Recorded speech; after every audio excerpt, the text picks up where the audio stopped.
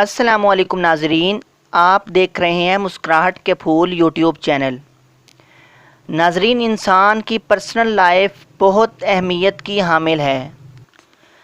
ہماری زندگی کے اندر کچھ باتیں ایسی ہوتی ہیں جن باتوں کو ہمیں اپنے آپ تک محدود رکھنا ہی بہت ضروری ہے، ورنہ اگر ہم لوگوں سے شیئر کریں گے تو لوگ ہمیں آستین کا سانپ بن کر ہمیں ہی ڈسنا شروع کر دیں گے۔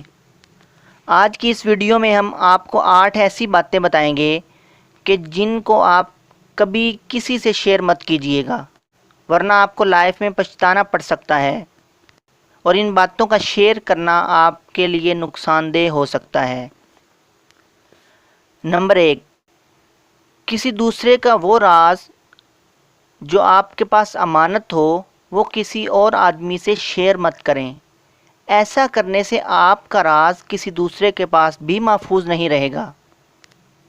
نمبر 2، اپنی پریشانیوں اور غموں کا ذکر بھی لوگوں کی بجائے اپنے رب سے کیا کریں، جس کا بہت فائدہ ہوگا آپ کو۔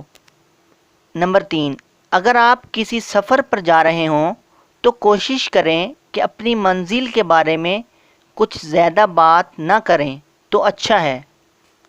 نمبر 4، کبھی بھی کسی سے اپنی آمدنی کا ذکر نہ کیا کریں۔ ہرگز کسی کو یہ نہ بتایا کریں کہ میرے پاس کتنا بینک بیلنس ہے، کیونکہ آسمان سے زمین پر آنے میں کوئی زیادہ وقت نہیں لگتا۔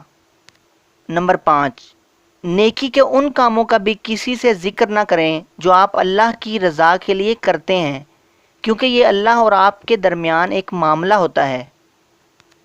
نمبر 6، اپنی فیملی کے معاملات، گھر کے معاملات اور راز کبھی بھی کسی دوسرے سے شیئر نہ کریں۔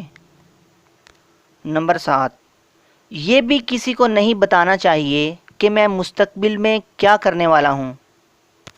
نمبر 8، اپنے دل کا راز زندگی میں کبھی بھی کسی سے شیئر نہ کریں۔